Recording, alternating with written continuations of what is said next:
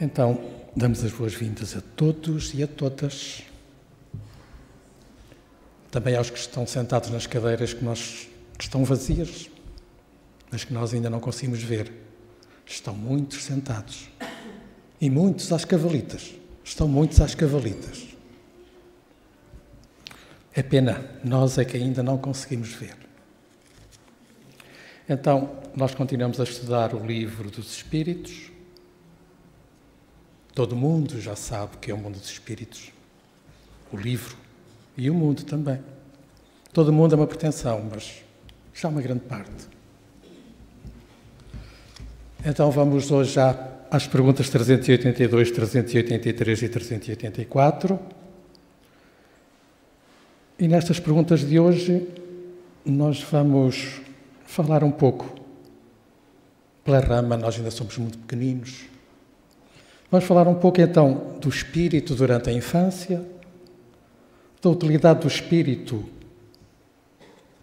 no estado infantil e vamos falar um pouquinho também da primeira manifestação do espírito.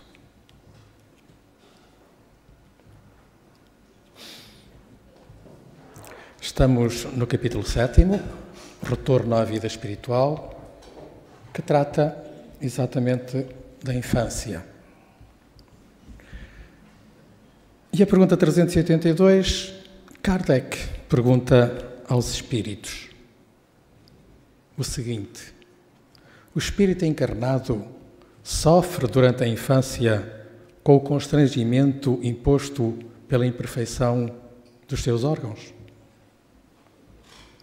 E os espíritos respondem que não. Que esse constrangimento, esse estado de constrangimento é uma necessidade para o espírito e é natural e corresponde aos desígnios da previdência. Esse estado de constrangimento é um tempo de repouso para o espírito. Então, no decurso da infância, o espírito não sofre, porque ainda não se encontra devidamente ligado ao corpo, em estado de crescimento.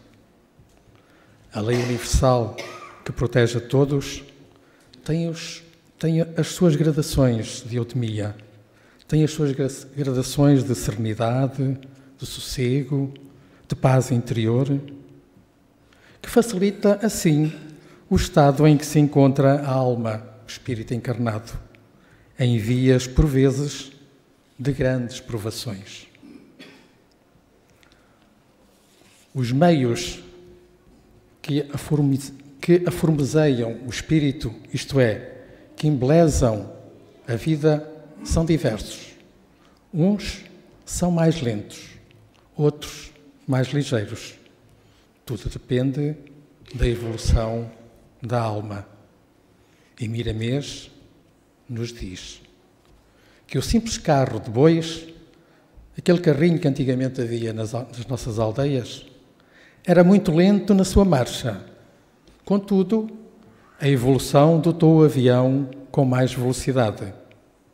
Assim é a evolução do espírito primitivo em relação ao espírito evoluído. Em se falando das crianças, a imperfeição dos órgãos em formação já lhes obriga a não pensar e nem expressar o que guardam acumulado com suas experiências. Pois, se o corpo tolhe suas faculdades, certamente que isso tem um objetivo, o de ficar em estado de descanso, refazendo forças para novas lutas na carne, que não são fáceis.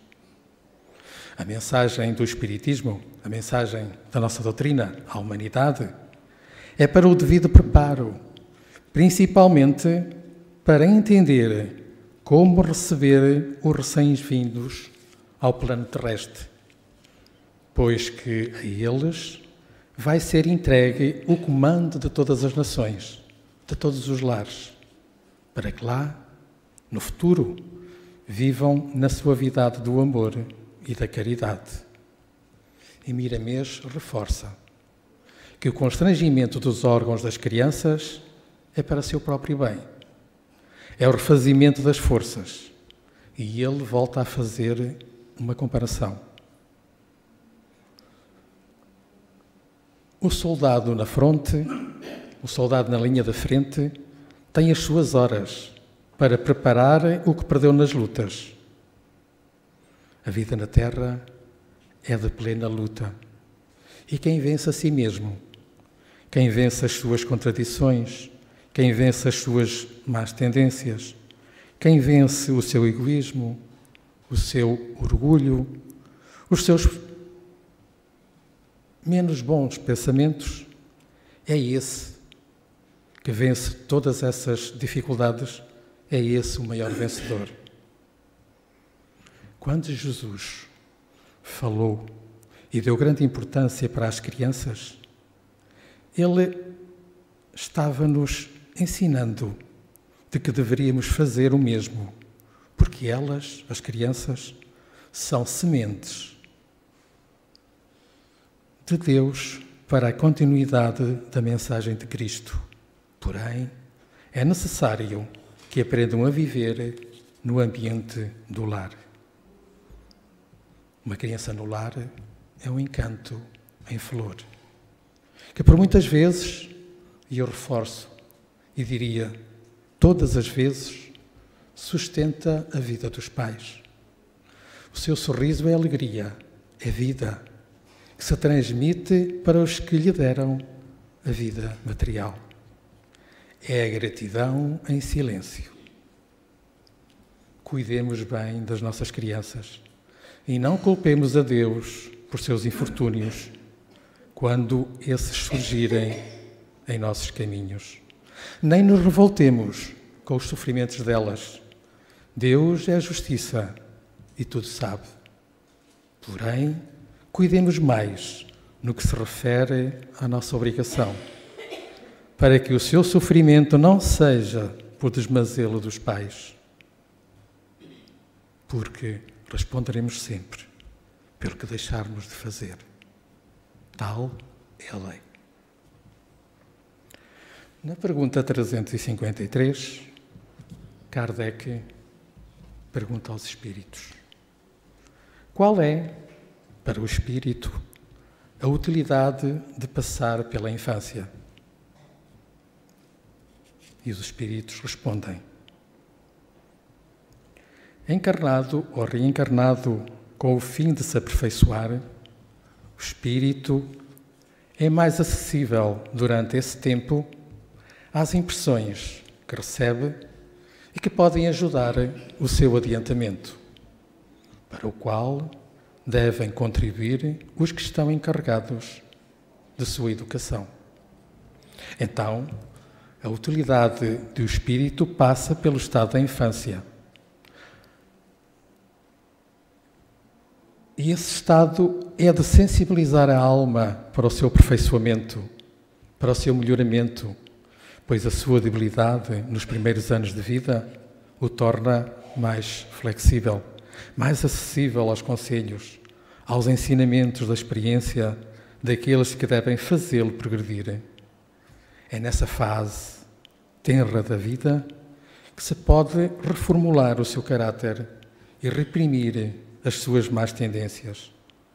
É este o dever que Deus confiou aos pais, missão sagrada pela qual terão que responder.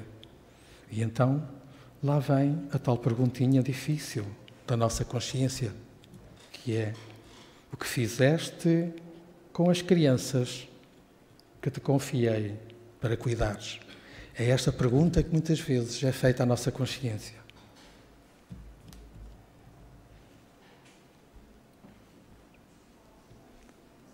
E segundo Miramês, a encarnação ou reencarnação é-nos dada com o sentimento de aperfeiçoar e melhorar a nossa alma, sendo um bem que nos serve de instrumento benfeitor. O Senhor não nos pede para criar leis, nem nos implora para que a respeitemos. Nós é que temos que aprender e descobrir a sua utilidade e segui-las com amor no coração. A vida universal é movimento constante e é nessa dinâmica que são processadas as mudanças. Nós nunca ficamos estacionados em um determinado lugar para sempre. Mesmo no mundo espiritual, estamos sempre mudando, evoluindo ou não, colhendo experiências diversas e enriquecendo as nossas qualidades. Então, outra razão mais para que seja útil a passagem do espírito pela infância. É a assimilação pelo espírito das leis espirituais, das leis de Deus, pois mesmo na inconsciência elas se processam e, quando conscientes, elas se aderem mais à consciência. E termina Miramês nos lembrando que o nosso crescimento está em Jesus e Ele deve ser sempre o clima do nosso bem-estar. E continua Ele. Mais uma vez, pedimos a vós, pais, e eu acrescento, e a vós, para que aprimorem a educação dos vossos filhos, esquecendo a violência e praticando o amor em todas as mais elevadas posições de caridade. Vós sois canais de Deus, continua Miramês, pisando no chão para a elevação dos que vos rodeiam. A equidade do adulto é a prova de paz no coração. Se os pais e os avós se entregam ao vício, eles estão mandando seus filhos e seus netos fazerem o mesmo. Se roubam, estão estimulando seus filhos e seus netos a copiarem o erro. Se mentem, estão falando aos corações dos filhos e dos netos para fazer o que não deve ser feito. Então, neste raciocínio, podemos avaliar a influência que temos junto daqueles que Deus nos confiou para educar. Meditemos sobre o que lhes deve ser entregue pelo nosso exemplo de vida. Está a passar tão depressa. Pergunta 384. Mas estou a gostar muito de estar aqui convosco. Na pergunta 384, Kardec pergunta aos espíritos: por que é que o choro é a primeira manifestação da criança ao nascer? E os espíritos respondem que é para excitar o interesse da mãe e provocar os cuidados necessários. E perguntam: não compreendes que se ela só tivesse gritos de alegria quando ainda a criança não sabe falar, poucos se inquietariam com as suas necessidades? Admirai, pois, em tudo está a sabedoria da providência. A primeira manifestação da criança no mundo ao nascer é realmente o choro. E esse choro também serve para dizer aos pais que ela, o espírito que eles decidiram receber, já está junto deles. Os pais, principalmente a mãe, ao ouvirem o primeiro choro do filho ou da filha, sentem a alegria a somar em seus corações, que naquela hora se encontram em estado de alta sensibilidade. E os amigos desencarnados que ali se encontram, e são muitos, muitas vezes familiares de muitas reencarnações, e amigos também de muitas reencarnações, de há muito tempo. E todos esses familiares e amigos batem palmas energéticas de alegria. E a criança renova suas forças com as lágrimas em profusão. Até aqueles que assistem a mãe sentem um estado de bem-estar ao ouvir a música do Espírito que está chegando. Muitos pensam que chorar é comportamento negativo, mas nem sempre. As lágrimas são afrouxamento dos nervos e podem criar ambiente de muita tranquilidade, dependendo do motivo por que se chora. Mas elas têm sempre muita utilidade. Mesmo com o adulto, o choro é uma terapia. Quando se está enredado em grandes problemas, em grandes dificuldades, em opressões, o choro alivia, bem como atrai para junto de si companheiros em socorro, dependendo do nosso merecimento, o aliviar mais rapidamente da dor. E Miramês continua. Na utilidade que o corpo impõe ao espírito encarnado, quando a criança chora pela primeira vez, os órgãos que ela está recebendo são também testados. E Miramês diz-nos que eles são testados, como faz no mundo terreno, na Terra, um técnico de eletricidade, ao instalar uma rede de microfones ou um sistema de iluminação para uma festa. Então ele diz que tudo tem o teste em primeira mão. A criança, desde a sua tenra idade, também já sorri, mostrando aos presentes que já sabe expressar o ambiente de Deus. Isto para a satisfação dos que cuidam dela e entendem o que ela deseja. Ela é, pois, um absorvente dos pensamentos, bem como dos sentimentos espirituais maternos no ambiente em que vive. Por isso é que é preciso conversar com ela, com suavidade. Ela tem necessidade de ouvir a mãe, muitas vezes mais do que o próprio alimento, pois, se não ouvir as palavras de carinho, de amor, pode atrofiar e passar muito mal. E então, sintetiza Miramês. A criança chora, estimulando a mãe, o pai e os que estão à sua volta, para ser ouvida. Se pensamos que ali está um ser completamente inconsciente, estamos muito enganados.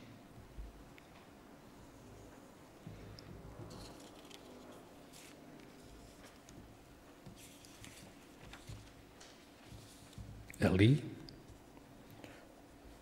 naquela coisinha minúscula, pode estar um ser, um espírito muito mais velho do que nós. Está de certeza. Já com muitas existências, com muitas vindas, com muitas idas. E então, nela, tudo se registra, na mais pura sensibilidade que aflora na consciência e que o coração expressa nos sentimentos infantis. Não descuidemos em todas as suas necessidades. Ela tem o direito de vida, como todas as criaturas. O mundo espiritual encontra-se presente junto às crianças para ajudá-las nas suas mais puras necessidades. Muitas vezes elas falam com os amigos, conversam, jogam.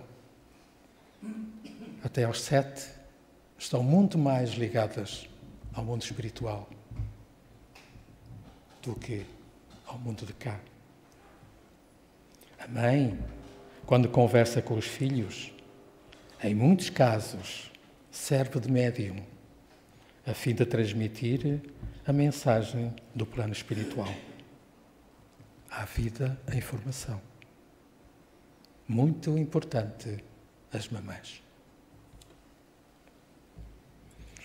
Que Jesus nos continue a abençoar. Muito obrigado por terem vindo e por me terem escutado. Que assim seja.